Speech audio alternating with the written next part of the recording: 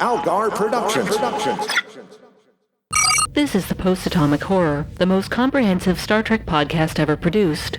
Your hosts are Ron Algar Watt and Maggie Robotham.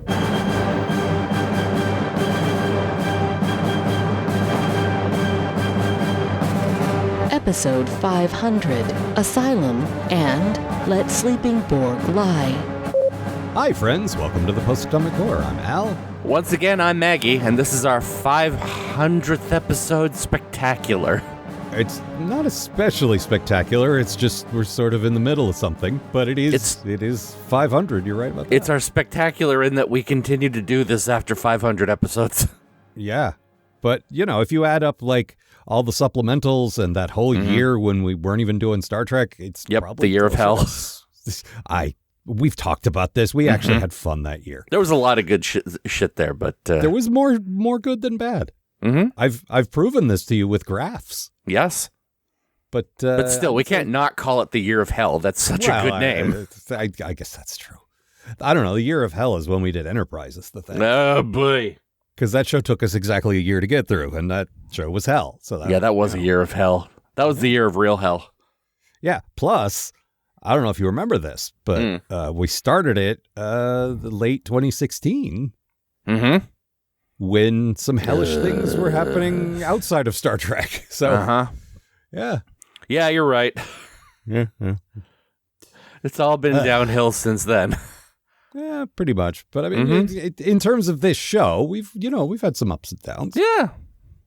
And we were just talking before we started. I would say this show is an up compared to a couple of the things we've covered since we came back. I would absolutely agree with that. Having a good time. All right, let me get into it. Let me tell us about Asylum. I will. Proving once again that this show is better than Lower Decks, the wee prodigies take the protostar to an ocean planet to help some whales. And they don't spend half the mission reciting quotes from Star Trek 4 or saying things like, "This is a real voyage home." Then, remembering that their whole thing now is returning the protostar to the Federation, they arrive at CR-721, the most distant outpost in Federation space. There, they meet their first flesh and blood Starfleet officer. Sorry, hologram Janeway. Your flesh and blood are very nice, but they're made of light. Except they can touch things. Yes, this is our 500th episode, covering somewhere around our 900th episode of Trek, and I still cannot wrap my head around how holograms work in this universe. They're supposed to be light. Meanwhile, on the USS Dick ship, the Dauntless, looks like a dick. It's so phallic. It's got a bell end on it. Need more dicks for our dick ship. You've mentioned that. Admiral Janeway watches the holo replay of the christening of the protostar. Chakotay is present, though I needed Memory Alpha to remind me of this when it came time to write this summary, so I guess we really are recapturing that whole Voyager vibe. Back at CR-721, our gang, which is to say the young protagonists of this series and not our gang, aka the Little Rascals, although there is some overlap here, are poked and prodded by the station's various scanning equipment. Then the station starts hitting itself, as though being taunted by a bully, asking why it's hitting itself. Turns out the Diviner booby-trapped the protostar so that when it links up with any sort of Starfleet system, it causes that system, to hit itself, like I said. The bully in this case is the Diviner, from beyond the grave. Except he isn't even dead because the Dauntless locates him at what's left of Tars Lamora. Well, says hologram Janeway, he seems nice and not at all like a stupid cartoon villain bent on genociding the entire Federation. Let's welcome him aboard. And this makes me wonder if maybe the real Janeway is actually the one aboard the protostar and this is actually hologram Janeway? Because the real Kate, having been through 7 years of Delta Quadrant bullshit, would not possibly do something this stupid. We got a real supervillain thing going on here. Load him up. Darth Maul, you seem nice. What's your name again? Evil Overlord? Cool, welcome aboard. The Rollicker? Yeah, that's fine. What'd you say your name was? Actual Satan from hell? Well, look, that could translate to any number of things. Let's get you a uniform. It's kind of my thing. You're on the crew now. I invited Neelix on board, and that worked out great for everybody. Comes somersaulting in. Do you still hear the screaming of the clowns, Clarice? Clown. Yeah, this was clown. This was a fun one though. Yeah. And move the plot forward a bit, like a little bit. I really like them getting to meet someone from Starfleet for the first time, like just as a starting point. That's great. This is a Lieutenant JG, kind of an older gentleman, kind of one of those sort of like Picard who took the wrong path guys, who's like, yep.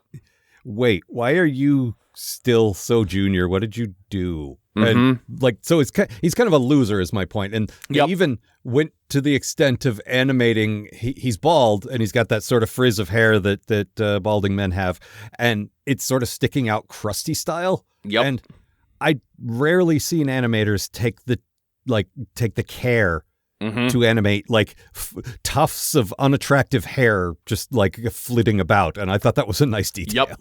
This dude needs to look like a complete loser who has not seen anyone in months and is not expecting to see anyone in months. He even references in dialogue. He even says like, "Oh God, if I mess this up, they're going to send me somewhere worse." And which implies he's here for punishment. One of the worst places he mentions is Nimbus 3, which was, I thought, a nice... That's very good. Well, Nimbus 3, the planet of universal peace, if I recall correctly. Mm-hmm. You're, sometimes I got to remind you of Trek stuff, but you go to those Star Trek 5 ones real easy. I don't know what it is. I think, I was so bored and annoyed by that movie that I'm just, latching on to everything in it. There was some fun thing, the campy parts of it were fun. I thought camping, but campy also. But you described that guy we're talking about as the Danny DeVito alien. Which he's the Danny DeVito. He's a short, balding guy who's just, Yeah. Yep. And your bad things related to him. Yeah. So I noticed this. First of all, again, I had a hard time finding a bad thing in this episode because I had a great time. But what really threw me off, this dude desperately needed some kind of alien makeup. I say makeup, but you know what I mean. Yeah. On his hands, because they just sort of poke out completely. They look like how the Swedish chef has real hands. You know what I'm talking about? I understand what you mean. You had an uncanny valley thing just with his hands. Yeah, normal alien guy head, and then he's got these really just clean, perfect little hands, just moving around and gesturing. I did not catch this in the episode. Memory Alpha had to tell me this, but he's a Denobulan, which is what Dr. Phlox was. That makes sense. So maybe they modeled him after Phlox. Maybe the reason the design looks that way is because that's how Phlox looked. I don't know. That makes a lot of sense, but also when you have a guy, a real guy with that kind of face makeup, you don't notice the hands because they're just hands. But because it's animation and it's computer animation, they come off as way too clean.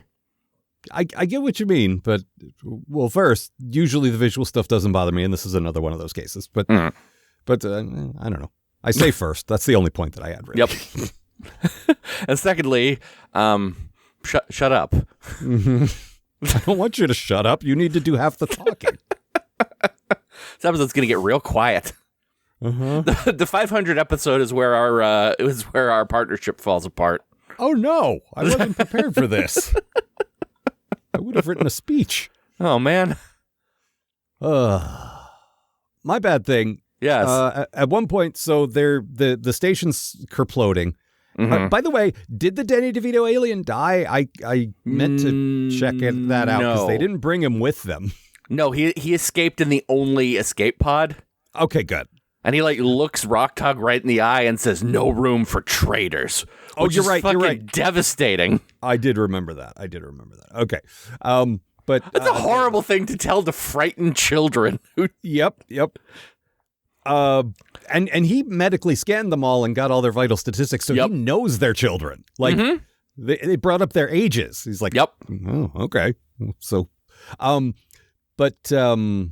when their plan to escape, since the protostar has unmoored itself from the station and they can't beam, is basically to time it perfectly so that they jump into space and get close enough to the protostar that hologram Janeway can tractor beam them in the rest of the way. Which is, first of all, I appreciate, and we get this in the other shows too. We get them in the live action shows too. I appreciate we're in an era now where we can just do that in an average episode. It's not like a giant, big budget set piece that happens in a movie or something. Yeah, exactly.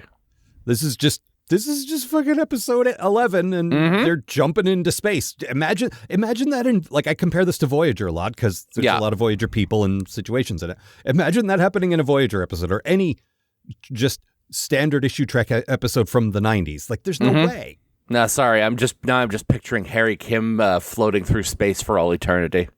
I'm just picturing Harry Kim in a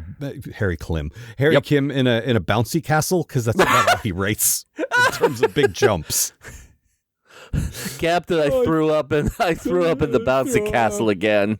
Neelix, go clean it up. I'm not the janitor. Yes, you are. Get in there, clown.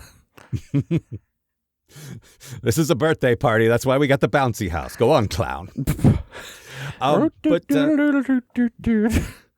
So they're jumping, and it's a good use of Rock Talk's eternity she spent learning math, which to me is a real year of hell.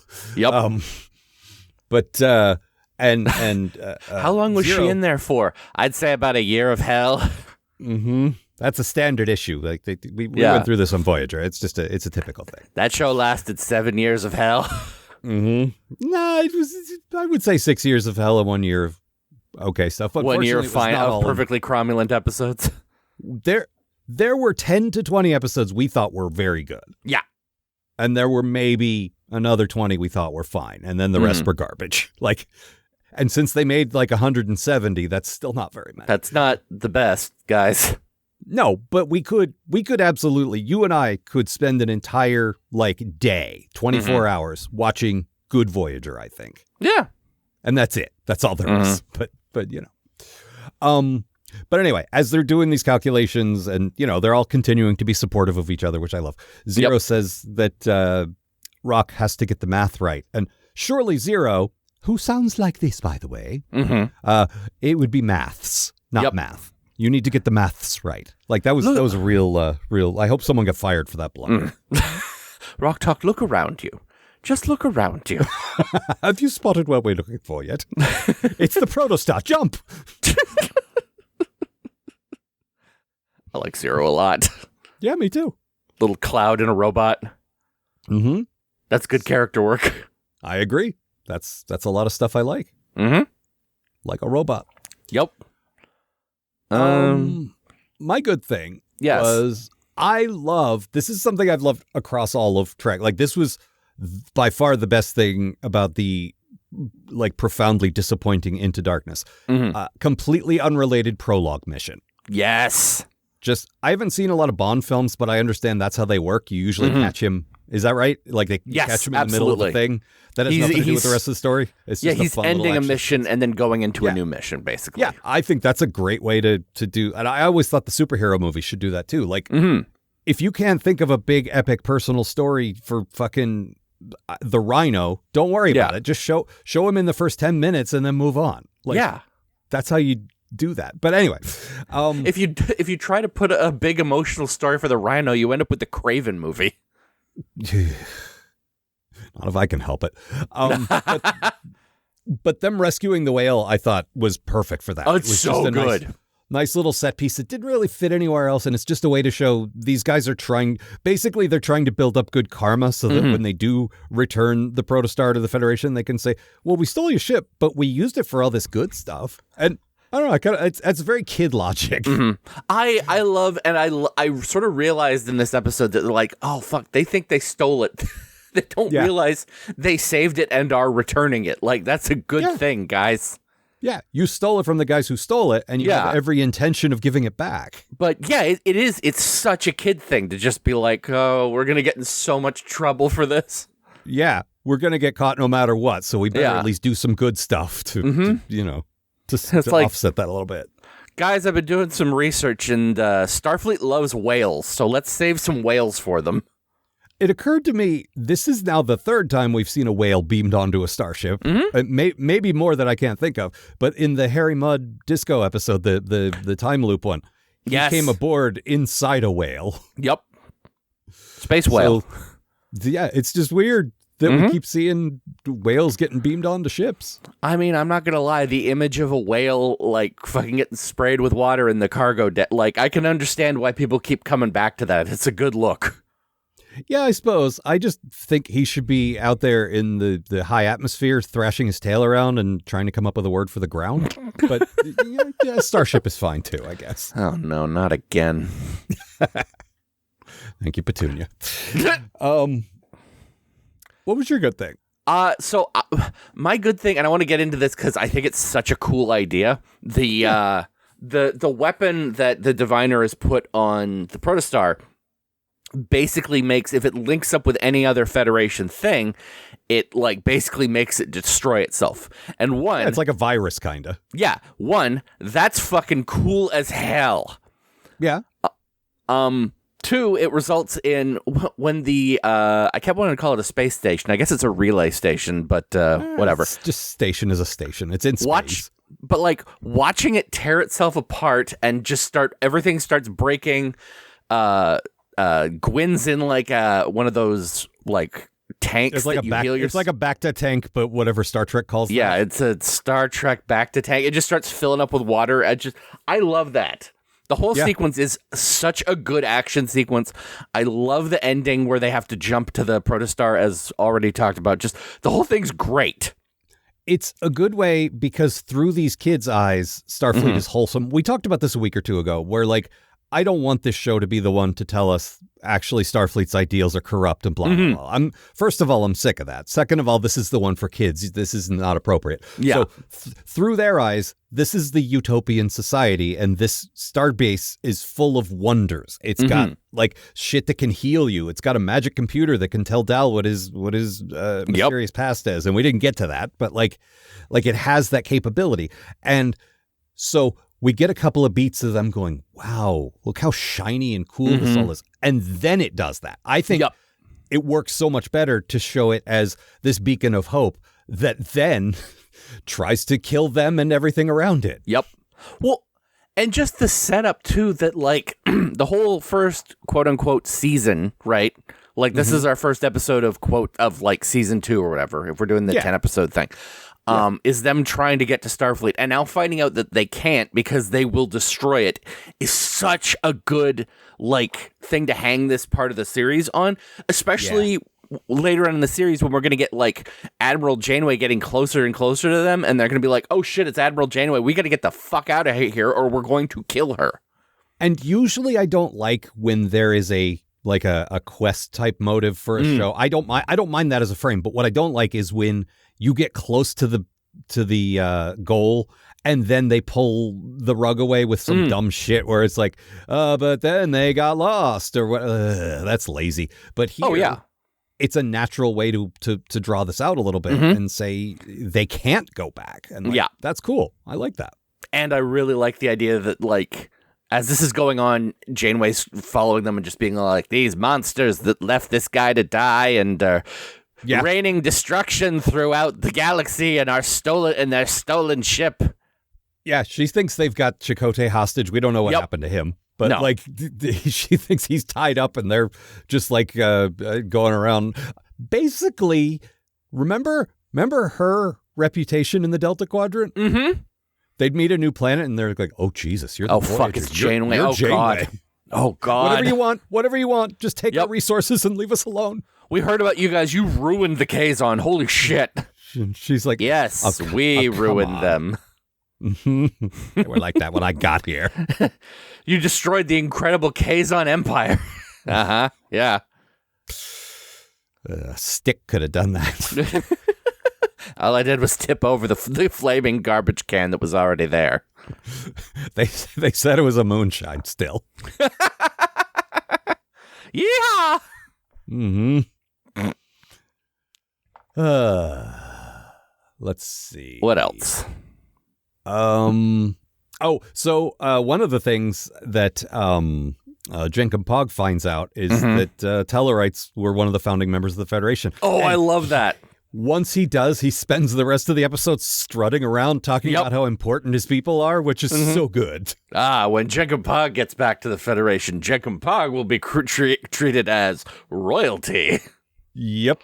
Not so much, but you know, it's cool that he's proud. It's cool that because you're right. You're looking for the Federation, and it turns out the people you come from started the Federation. That's pretty damn cool, man. This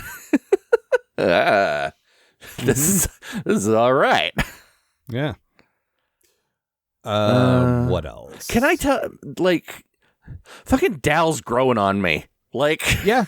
Well, they're doing it. They gave him a proper arc. They're not doing the thing they did with Mariner, where it's like she's better now and she's not, and then it's like 3 episodes from the end, and it's like, okay, she's better now. Like they're putting in the work. We're seeing gradual improvement, and he's less insufferable now. Yeah, it's great. Like, yeah, I was not expecting a real arc from. I was expecting him to be exactly the same for the entirety of this show. I thought he would get better, but I didn't think it would be this quick and this like fluid. Like it's happened organically to the point where I'm like, they just suddenly started writing him different. No, it feels like, no, he learned a couple things from the stupid shit he did earlier, and he's doing less stupid shit now. Yeah. Ugh. Oh, maybe I shouldn't just take the ship to the blinking sign that says danger. Okay. Lesson learned. We all make mistakes, but maybe I won't do that again. Dick around like an idiot. He'll dick around a little bit, but yeah. Well, look, he's still a kid. Like, yep. But like the bit later in this episode where they're like, "But you're gonna lose the opportunity to find out where you're from," and he's like, someone knows. We'll get there. Right now, we need to like get the fuck out of here. We need to like save people's lives and stuff. I love that. That's so good. What happened was that the thing scanned him and said, "Call Starfleet." Yeah. Like, I can't tell you what it is. This is apparently, like, I got to talk to my manager. Yep.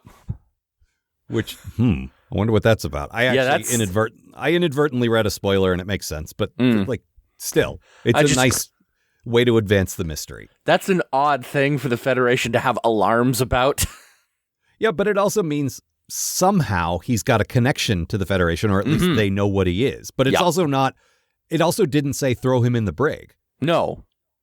I don't think that they think he's dangerous. I think they just think you need to tell us about this. We found it turns out you're one of the exploding people from the exploding planet. So, sorry about that. What? Yeah. Yeah. That thing on the back of your head is a fuse. And if you light it. That's what happened to my parents. Oh, now it makes sense. Thought my dad just had a temper. I mean, we are in a cartoon. He could Jesus, explode when he's mad. when they said he really went off, like I thought they were kidding. All right. Anything else? Let me just check my notes here. It had some good spacesuits in it. Yeah. Yeah. I think that's it. All right. Then why not move on to the next one? Let Sleeping Borg lie. So after Gwyn realizes that she remembers what the hell the Diviner is trying to do, something divine, no doubt, the kids review her memories in the holodeck and realize that there's a weapon designed specifically to destroy Starfleet somewhere on the ship. So after digging through the engine room, the sonic showers, the bar that nobody's allowed to use, the other holodeck, and the big ducky, they discover the weapon in the floorboards under the bridge. Yes, it turns out the protostar has a secret passage in it, like every horror movie from about 12 years ago. They can't figure out a way to destroy it or get rid of the weapon, so it's a good thing they accidentally almost fly the protostar into a dormant Borg cube. Okay, actually, that's probably not a good thing.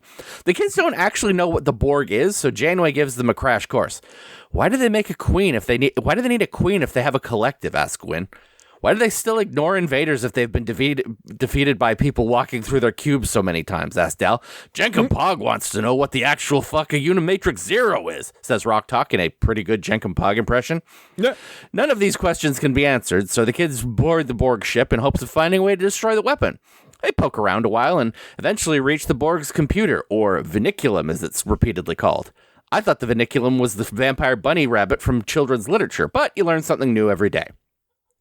Zero plugs themselves in, reasoning that as a former collective themselves, they can fight back against the Borg. They are wrong. The Borg assimilates them, and then the Borg crew awaken and capture our little team of dipshits. Where am I going to find more stupid children at this late date? Asks Hologram Janeway. Luckily, Gwyn is able to overcome Zero's assimilation with the old, "This isn't you, we still love you, fight it" speech. And it works because this is a cartoon for children. The kids escape, still stuck with the weapon, but now they've learned a very valuable lesson about not fucking around with the Borg. "I could have told you that. In fact, I did," says Rock Talk in a pretty good hologram Janeway impression. So I had to look this up, and it was called a Vinculum before. In fact, true believers, back in episode 286, my bad thing for the episode Infinite Regress was every time they talked about the Borg Vinculum, I think they're talking about the taint, which is actually the perineum. I looked it up. The Vinculum is actually like a bone in your finger or something. All right, whatever. Yeah. The old finger bone. I was amazed they didn't do some kind of Unimatrix 00 thing. Yep. I'm pretty appreciative of the fact that no one ever talks about the Unimatrix 0 again. You mean where the Borg go to dream? Mm-hmm. Oh, God. They're all having a cool dream about, I guess, being in, like, Fairhaven or whatever, because the best place anyone in Star Trek can imagine is an old Irish town. Mm-hmm. Kissing a cow. Kissing a cow. Mm-hmm. I miss my cow. Shut up, Harry. Uh-huh. Get back at the bounce house. Two things I know about Harry Kim. He loves kissing cows, and he wishes he was back in the womb. Uh-huh. What a great character. Related. Everybody's favorite. Well. Mm-hmm. Not really. No. Let's see. We didn't hate this Borg episode. No. I was shocked by how much I it's my good thing. I'll get into it now. Yeah, no, I saw this in the title. I was like, oh boy, here we go. So was I, because it's been so long since I have not been bored by the Borg showing up. Yeah. But, like, first of all, so my good thing, this episode has an actual non-human Borg in it, which is a thing I have always wanted to see. We are so deep into Star Trek at this point, and they always just look like people with stuff cut off. I feel like because 90% of Borg appearances happened before we had much better ability to do this kind of thing. Like, I feel like they wanted to do that. Yeah. So it's nice that they finally can. I mentioned this probably back when we were doing Voyager, but there was a series of action figures that came out that I wish I'd bought now, that were just 3 different Trek alien races done as Borg. There was a Cardassian, a Klingon, and I want to say a Ferengi.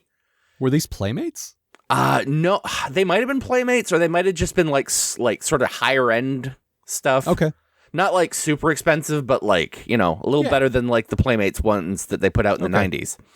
But I don't remember these, but okay. I saw these and I'm like, that's the cool. It never occurred to me before that you could have a Borg alien. And I'm like, that's the coolest shit ever.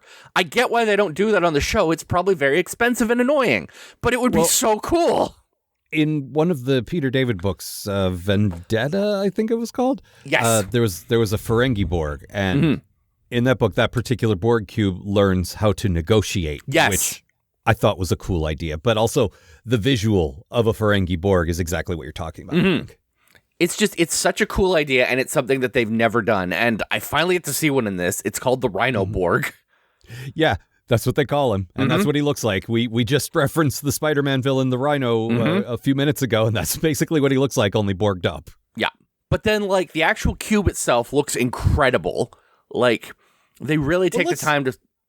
Sorry, let's talk about the drones first. Yeah. Because they also had, like, while a lot of them were pretty standard issue humanoid, they had some weird shit going on. They had some, like... This guy's got an oven grill for a head. Yeah, I was gonna say the guy with the radiator for a face. Like, that was great. There was a bunch of weird mixing and matching of like components that weren't just shit you can put on your arm. They're like, we don't need to worry about the budget. We can put all the like mechanical shit wherever we want. So that's cool. I mentioned this a couple of weeks ago. But I watched Q Who recently. Yeah. And just they did the same thing with those like first Borg. Like there was a guy with like a weird gas mask sticking out of it. Like they hadn't figured out what they looked like yet, so they hadn't standardized them. I also think there's definitely an argument to be made for if you're doing the mounds of identical things coming at you and you can't even tell which one is which and it doesn't matter anyway. I get why you want to make them all look the same. But also I like this too. Anyway, you were talking about the design of the ship. The ship itself, like we get that shot of the ship, and it's really cool. Like There's like the green lights, but they're not everywhere. They're just sort of making up like sort of a section. And you can see like the Borg escape sphere sort of stuck in the side. Mm-hmm. Just the whole thing looks so fucking cool.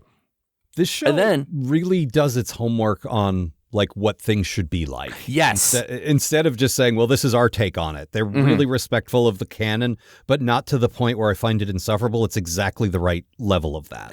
That's the thing. It really feels like they put real time and care into what the world looks like. Like we've talked. Oh, go ahead.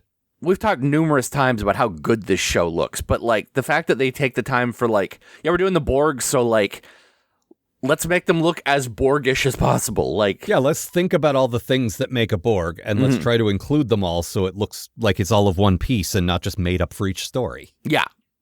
And there's I don't know if you looked at the Memory Alpha for this one, but there's a quote from the showrunners about the timeline. Like, they said, if this is contradicted by something, it's not canon. But my imagining is the Borg went dormant, then this happened, then they woke up again, then they came back in Picard. And like, yes, they went to some effort to make it fit what happened before and what happened after. And I thought that was a cool idea. Yeah, that's awesome. Like, it shows how much they care. Just really if you're set in this period between the two things, you want to build a bridge. You don't just want to tell your own story and fuck them. You want it to work, you know? Well, it feels like that logical, like this, then this, which I love, you know? I love when it's done well. I love, like, I don't like bending over back. Like, Enterprise always trying to explain where shit came from bored me. But like, when you do it right, it's like a puzzle. It's like a very satisfying puzzle. And I really enjoy that. It fits in like a Borg sphere wedged into the side of a Borg cube. Well, I mean, that one episode of Lower Decks taught us that a sphere and a cube can fuck. That is true. So there is that. There's also, just before I get off the topic completely, the bit where Zero goes into the collective and they represent it as Zero like a little poof cloud within like this huge like Borg like inner workings thing. And they do this thing where the Borg like collective is made up to look like that optical illusion of like a box that doesn't work in real life. Yep. It's like the angles don't work, but it's made up of like Borg crowbars or not like beams basically. Yeah. Rebar, thank you. And it's so cool. Yeah, it is. It's possibly the first time I've understood that stupid Lovecraft thing of like scary angles. Like, what does that mean? Yeah. Howard, tell me what that actually means. Oh, it's math, but it doesn't work. Okay, so bad math. Yeah, all of the math scary. I ever did. Yeah. Why is that? I mean, look, I know why math is scary, but I don't think it's why what you're talking about. Yeah, exactly. But this, when you see it, and it's like, oh, these are sinister angles. Because, if your eye follows that line, it doesn't go where a line goes. Yeah. That makes sense. It's a thing you can do in animation, and it looks cool. Yeah, it does. And also, we got a good look inside a Borg cube at the end of Picard, and it like they kept doing that thing that all live action shows, not just Trek, do now, which is everything's dark, and there's a lot of like, I don't remember if there was mist. My memory is that there is, but either way, you didn't get as good a look at it. No, like clearly the I don't know what you call them, the guys who design the CG stuff, the set builders, I guess. Yeah. But it's like digitally, like. They clearly put a lot of work into it, but then the way they shoot and edit these things, they obscure most of it, so you can't even see it. Yeah, I mean that's been a problem with all of Picard, was how fucking dark it was. I mean, Disco had the same problem. This is most live action TV now. I don't want to blame Trek for this. This is just how most TV looks these days, and I don't care for it. No, it's bad. Yeah, it seems like you're using the horror movie trick of like, you can't see a lot, so it's more scary, but it's not always for scary stuff, so what's the point? Here's the thing is, I want to look at that shit. I am a huge Trek nerd. I want to see all of the crap. Yeah. This show famously has people who care what stuff, is and looks like and how it works and all that. So, yeah. My good thing. So over on Janeway's ship, we're starting to meet more of her crew. There's a character that has only spoken like once. Her name is Essentia, but she's voiced by Jamila Jamil from The Good Place. Oh, no kidding. Yeah, she hasn't, like, I've seen her in the credits, but I could not pick her out yet because the character hasn't done much yet. But I feel like she's gonna at some point. She's not she's not the Trill, right? No. Okay. No. And there is a doctor who is a Tellarite, and he is played by Jason Alexander, which, remember in the very first episode of this show when I said Jason Mantzoukas was inspired casting for a Tellarite? Jason Alexander also. Like, he needs at some point to do the full-on Costanza yell. Yep. Like, that's just a Tellarite, baby. You know? Like, plus, Jason Alexander, famously, big Star Trek fan, he was in Voyager. When I heard he was in the show, I assumed he'd be reprising whatever stupid role that was, but they just got him to be somebody else. And like, no, this is great. I love it. Yeah, it's fun. He was, if I remember correctly, he was the guy from the think tank who wanted to buy Seven. Yes, correct. Did he want to buy Seven? That sounds right, but... Or they wanted to buy Seven, or they wanted Seven on their team. That was also an episode where they had a space whale. If I'm remembering correctly, they had a space whale in a tank. Oh, well, I missed that one. Yeah. All right. Well, turns out you have a good memory for that and Star Trek V. Yep. All right. But yeah, that's good casting. One of her, the Andorian first officer is voiced by David Diggs, who was one of the guys from Hamilton, and he's been in a bunch of other stuff. And like, but he's a pretty big name, is my point, to be such a small role. Mm-hmm. Well, I mean, that probably means that we're gonna keep seeing these guys. Yeah. But they're also fairly incidental characters, which I don't know. I like that. I like that they're getting some interesting people to play these people, but also that doesn't mean they're important. You know what I mean? It's just, here's a good voice. So that was good. No, that's awesome. I warmed to that guy instantaneously. Just like, this guy's great. The Tellarite doctor? Yeah. Yep. Yeah, because you thought Bones was crabby. Well. They got real grumpy puss. We need some kind of a crossover with him and Bones and Dr. Ta'ana. Yep. Not agreeing on a goddamn thing. You're all animals. You're specifically an animal. Some poor junior officer has to get a second opinion and cannot get the three of them to give the same diagnosis so they can get surgery or whatever. 3 out of 3 doctors disagree. Yeah, somehow this is a binary choice and they've come up with 3 different answers. Yep. And that guy's just doing it to be a fucking contrarian. Uh-huh. The other 2 are difficult to live with, but he's just... If I could just play devil's advocate from... No! Look, it's a cultural thing. I have to do this, okay? Yeah. Oh, boy. Yep. What was your bad thing? So the episode ends, and again, I'm just kind of annoyed by this, but the episode ends with the crew doing the whole "we know you're still in there, fight it" thing, and that famously doesn't work on the Borg. It didn't work on Picard, whose will was so strong. He helped a Vulcan once. Yeah, exactly. When Sarek was losing his shit, he's like, "Who's the most stable human I know?" I know, JLP. Yeah. And if that guy couldn't fight the Borg, probably nobody can. Yeah, exactly. It's fine. Again, it's a kid's show. It's 20 minutes. I'm not going to be too mad about it, but as previously stated, I've seen the Borg do a lot of stuff at this point, and I know for a fact that shit don't work.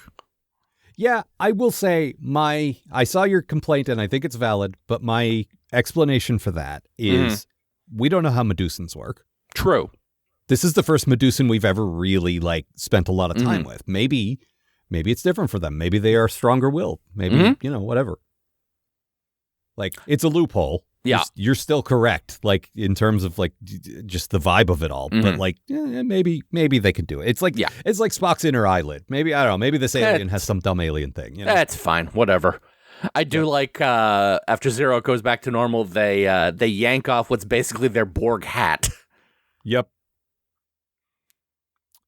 And now I guess they have a drill for an arm. I was wondering earlier in this episode, before they even go over to the Borg cube, Zero had one of the hands is larger than the other, like a claw. Was that always there? They've had that since the first episode. Okay, wow. Their big punch arm. I'm good at remembering dialogue and plot details and character details, but I do not notice things visually still at all. See, and this is why we've made such a good team for 500 episodes. That's true. My bad thing. I really thought we were done with, what's his name? The Divider? The Destroyer? He's the Diviner. Yeah. Why? Played by Divine. Uh-huh. So he should eat shit, is what you're saying. I agree with you there. No, first of all, like... Do you have anything to say to our listeners? Eat shit! There's a whole, like... Kill everybody.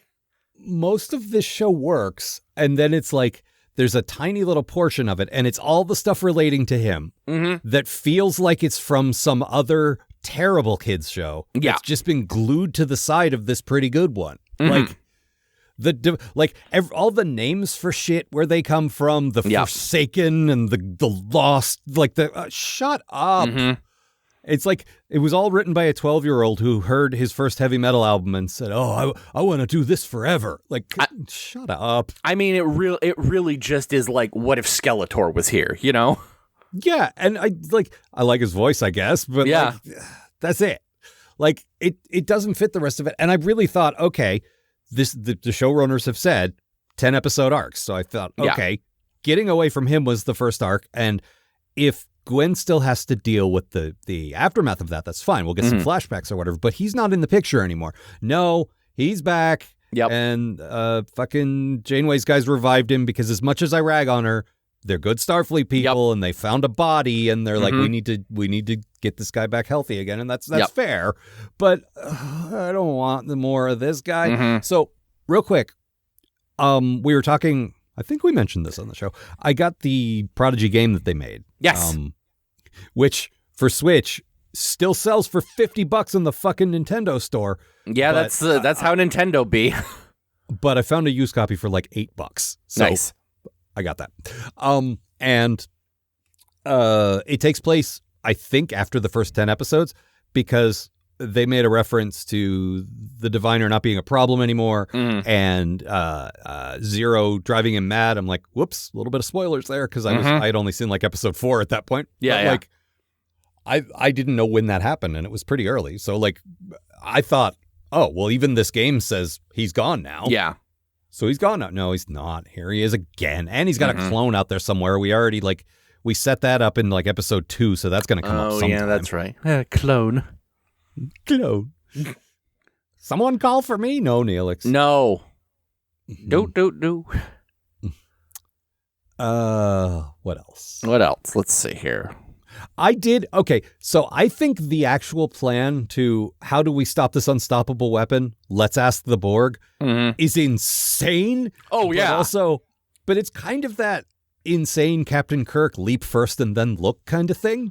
Well, the thing is, like, I'm watching it and going, that's the stupidest idea I've ever heard. These kids are, 1, kids, and 2, have never heard of the Borg. So they're just like, oh, yeah, man, this, like, bad guys. We trick bad guys every week. Like, but if Janeway says this is the worst thing the Federation's ever seen, surely that has some weight with them, right? You would think.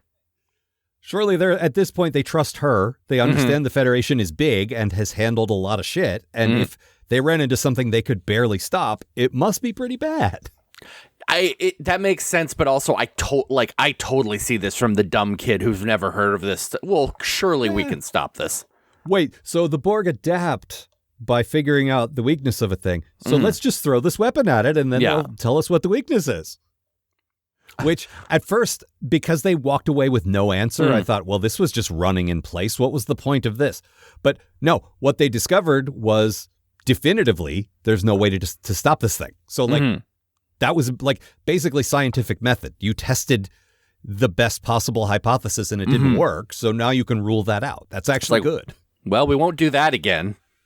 Yeah, but I hate an episode if you're doing a running story where it's just, I don't mind a one-off, we went to a planet and it was, different and it doesn't have anything to do with the plot. But if you're doing what's supposed to advance the plot and it just doesn't, it's like, well, why did we bother? Like, because now we definitively know if the Borg can't stop it, nobody can. Yeah. That means we got to keep the ship away from Janeway, like we talked about. Yeah.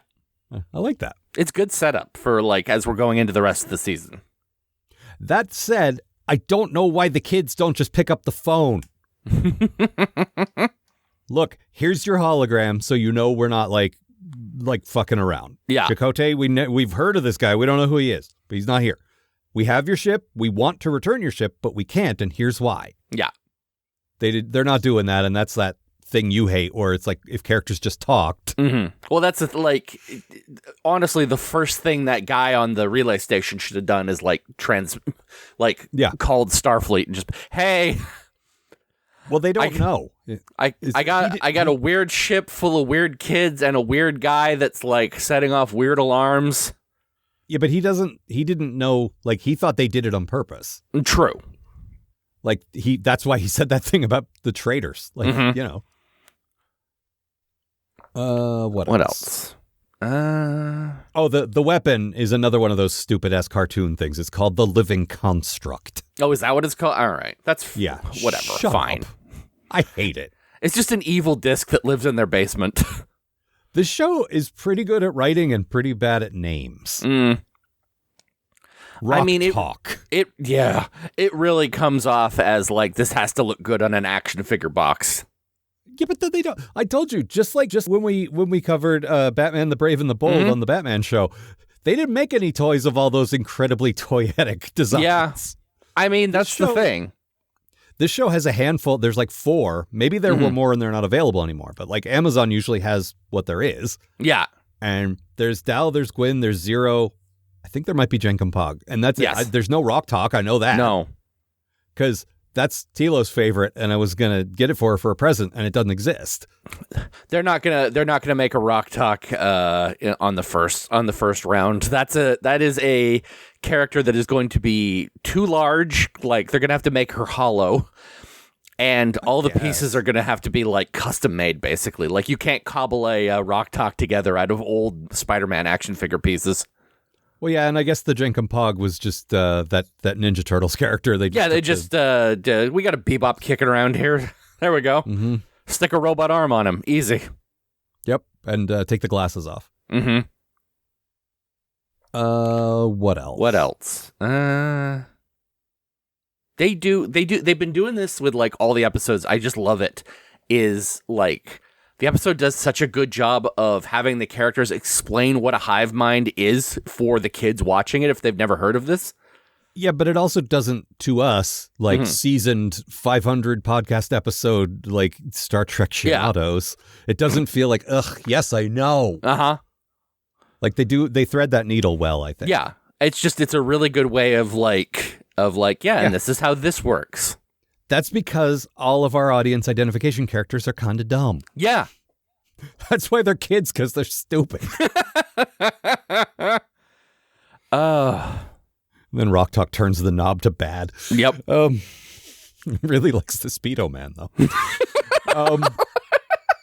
But like,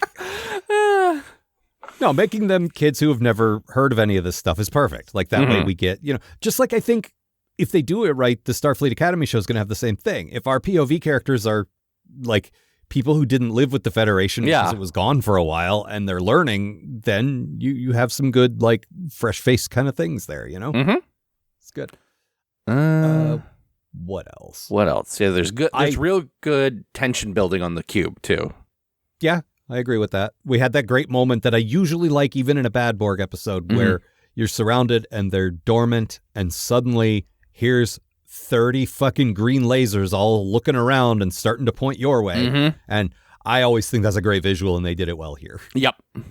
Wait a minute. They ain't asleep anymore. Well, those things don't shit. They do know where we are. They're all they're not going around randomly anymore. They're all coming this way. Fuck. Nope. It's very good and very effective and probably real cheap to do in live action. Just get a green laser pointer and get a bunch of them. That's it.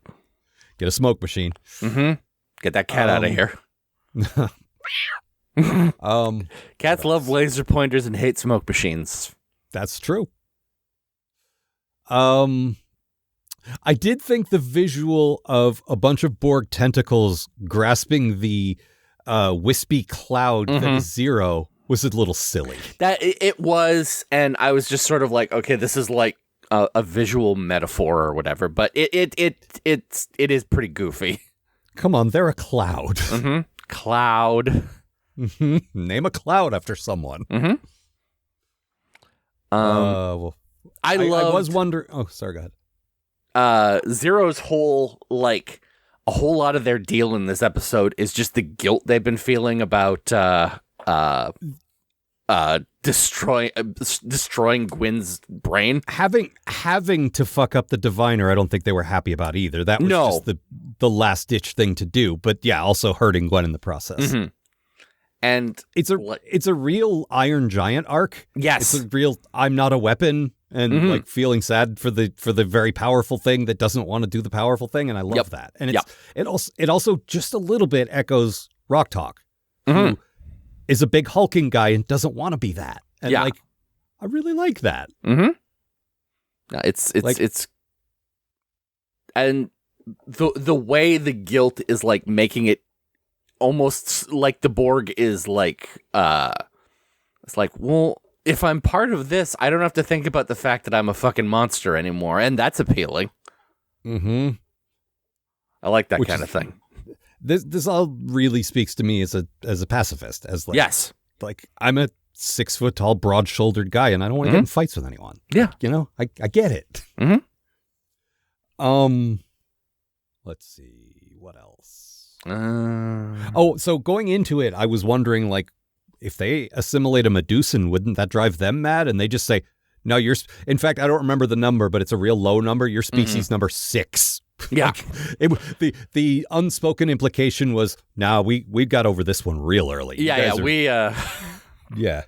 Don't worry about it. But I feel like, their first encounter was bad, but then they, like everything, they adapted. Yeah. But watch out, my Medusan powers will drive you mad. Now we're good. Yeah, we got to go way back in the files, but we know how to deal with this one. Oh, it says put on sunglasses. Okay. Isn't that what they did in the original series episode? Didn't Spock have to wear some goofy ass sunglasses? He did. Yes, I think that's right. Yeah. Not the Spock helmet though.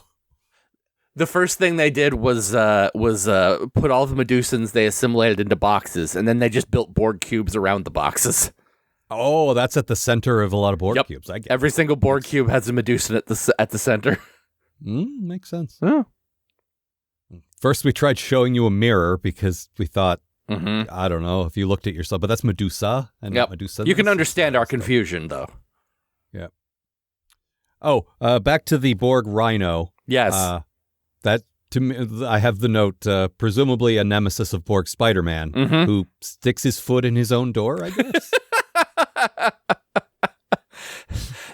That joke might just be for me and probably Flonk, but still.